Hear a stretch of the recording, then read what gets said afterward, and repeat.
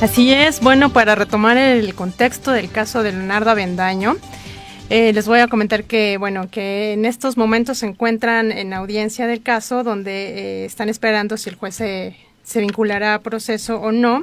Están en la Colonia Doctores, en el Tribunal Superior de Justicia de la Ciudad de México. Y bueno, siguen un poco detenidos porque los abogados del cura dicen que las pruebas de la Fiscalía no son sólidas. Para dar el contexto les voy a comentar la nota.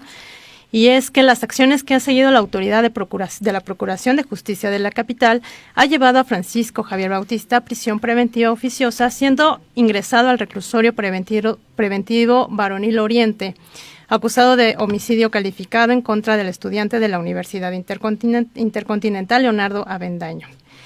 En las indagatorias expuestas por el Procurador de Justicia se remite a datos obtenidos de 30 cámaras y de telefonía que sumaron testigos, así como diferentes pruebas periciales y los resultados de la necropsia con los que se solicitó a un juez de control la orden de aprehensión que se ejecutó la noche del miércoles pasado. El Ministerio Público acusa a Francisco Javier de causar la muerte de Leonardo a bordo del vehículo de ejerciendo compresión en el cuello para luego cubrir el cuerpo con una cobija y una bolsa. De hecho, se está buscando a un segundo vehículo captado por las cámaras camino a ese sitio en donde se encontró el cuerpo del joven dentro de su camioneta, al cual arriba de las 3:49 horas y que se retira a las 4:01 en el que se presume escapó el imputado. La titular de la PGJ, Ernestina Godoy, precisó que el trabajo será pegado estrictamente a derecho, riguroso, respetuoso de las garantías de los derechos humanos y las víctimas, sus familias y de quienes sean imputados por esta presunta responsabilidad.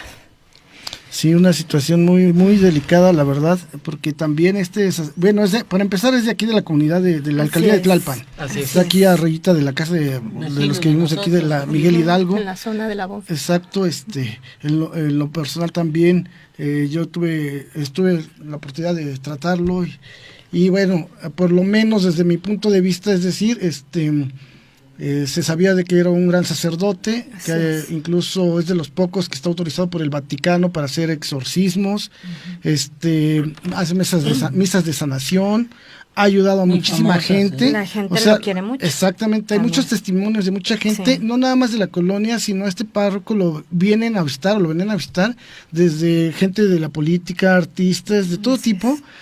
De otros estados. Sí, exacto, es conocido internacionalmente, hacía una vez al año los viajes a Israel para visitar todo Jerusalén también y hacía sus excursiones. Apoya a los niños sin hogar, ¿no? Hace ventas y bazares para ayudar a las comunidades más abandonadas. O sea, tiene una trayectoria de un trabajo no de 2 años. Aquí en la comunidad ya lleva 15 años aproximadamente. Él viene de Tlalpan, yo también lo conocí cuando fue seminarista.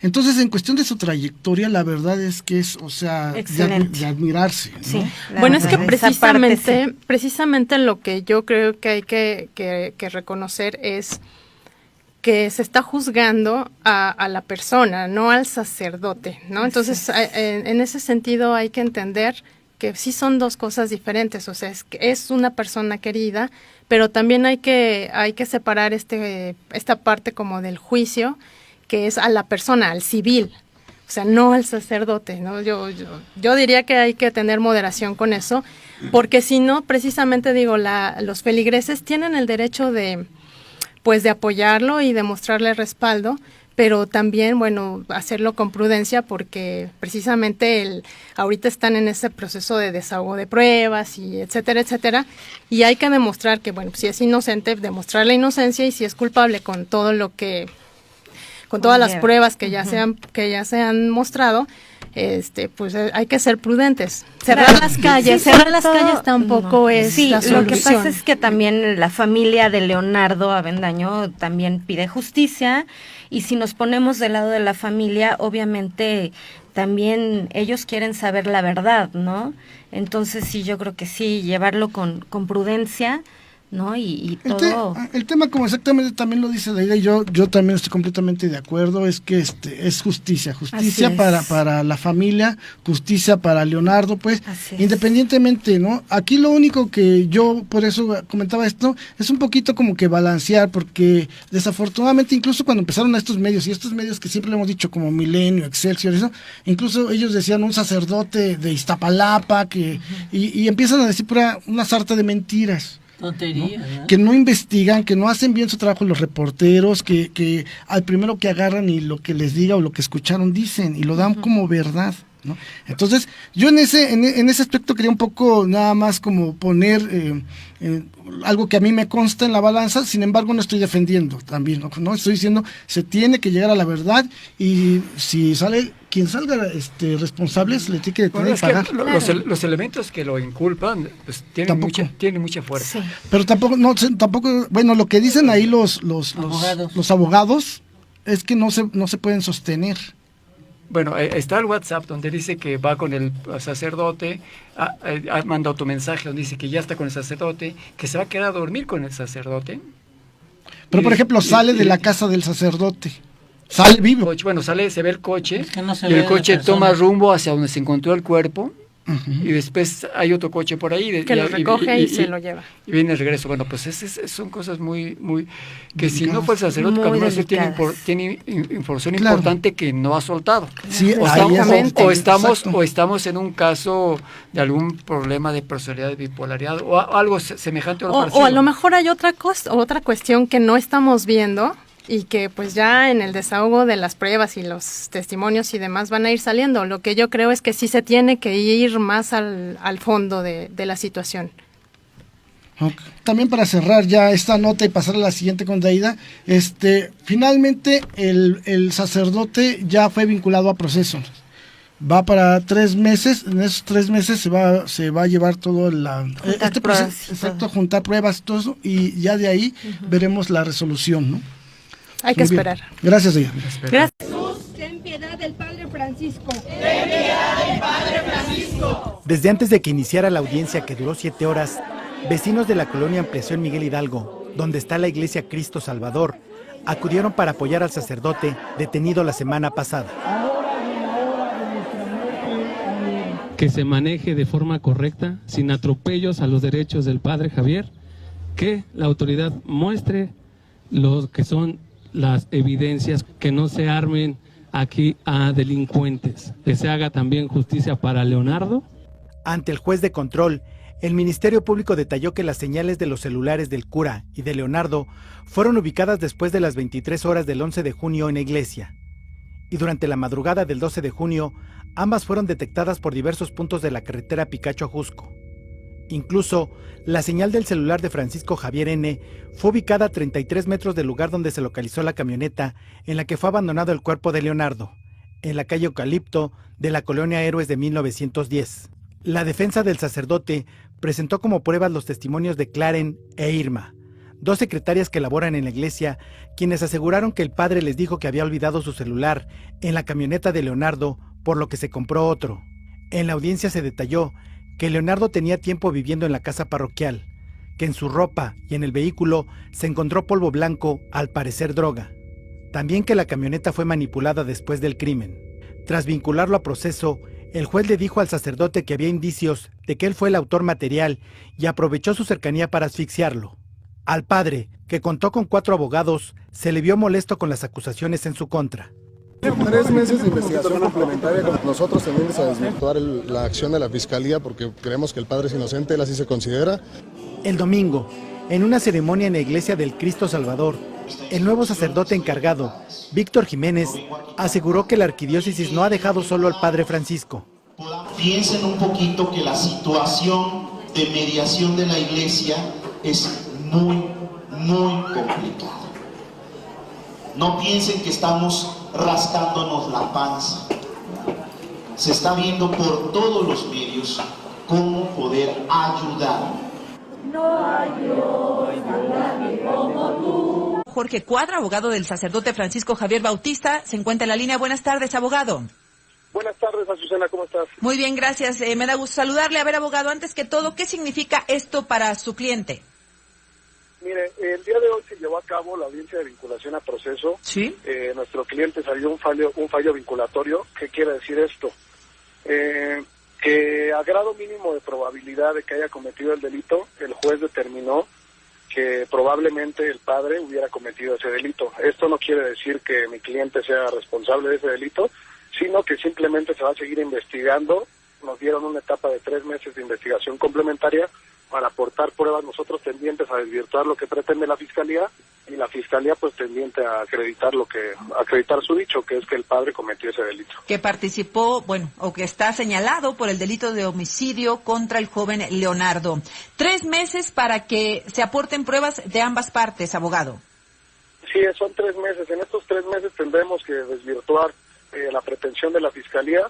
Desde mi punto de vista, es una investigación escueta la que se realizó, una investigación de 3 días en donde no podemos determinar la comisión de un homicidio con el simple hecho de unas videograbaciones que apenas se alcanzan a ver, y con un teléfono que encontraron que es propiedad del padre, que el propio padre, y a través de testimoniales se desahogaron, se dejó entrever que el padre había sido el que entregó este teléfono al occiso. Lo que dice la autoridad a grandes rasgos, abogado, es que el joven avisó a las 10 de la noche del 11 de junio que iba a pasar la noche en la casa del sacerdote Francisco, de su defendido.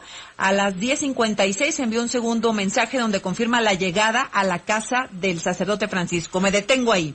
¿Estuvo en la casa el hoy fallecido con su cliente? ¿Estuvo en su casa, abogado? Eso no podría afirmarlo, pero al parecer declarado de las declaraciones que se hicieron el día de hoy, que se dieron en audiencia, deriva que este joven, que lamentablemente pues falleció, habitualmente se quedaba en la parroquia. Él tenía ciertas funciones dentro de la parroquia y muchas veces se quedaba por temporadas en la parroquia. Se lo pregunto porque luego sigue la crónica de los hechos de esa noche, según la autoridad capitalina, que a las 11:04 Leonardo entró a la casa de su cliente, donde permaneció hasta las 3:16 de la mañana del día siguiente, abogado.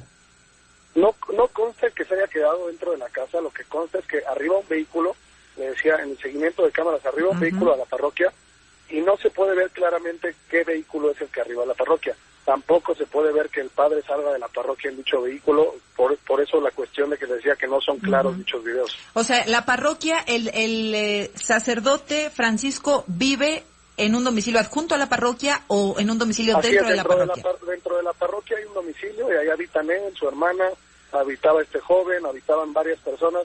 Hay grupos de alcohólicos anónimos dentro de la parroquia, hay un grupo de matrimonios dentro de la parroquia, y pues son un conjunto de personas las que conviven dentro de esa parroquia. O sea, en ningún momento se puede establecer a través de las investigaciones de la Fiscalía que el padre haya abordado este vehículo o que el vehículo inclusive sea de la hora Chizo. Usted me dice, en caso de que se comprobase que Leonardo sí entró a la parroquia, ¿no hay forma de comprobar que estaba en el domicilio de su cliente?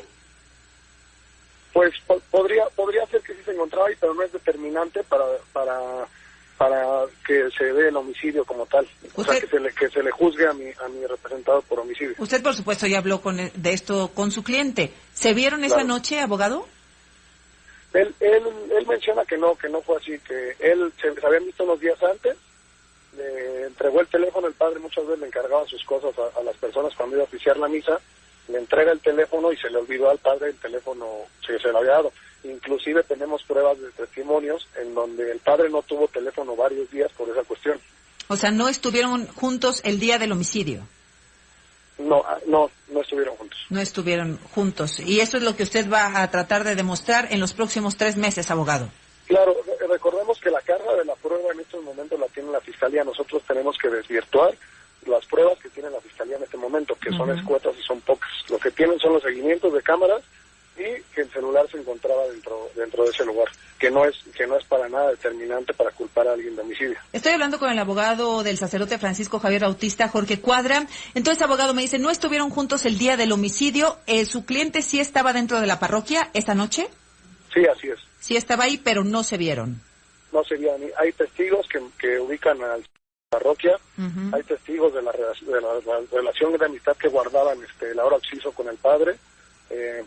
Se me hace lamentable que por investigaciones, como digo, escuetas y y que no son concretas se llegue a este tipo de determinaciones por la cuestión de que la Fiscalía no ha investigado bien cómo fueron los hechos. Sí, qué bueno que toca este punto, porque, abogado, se han dicho algunas cosas respecto a que la relación iba un poco más allá de la amistad. Usted me dice la relación que tenía su defendido con Leonardo es una relación de amistad.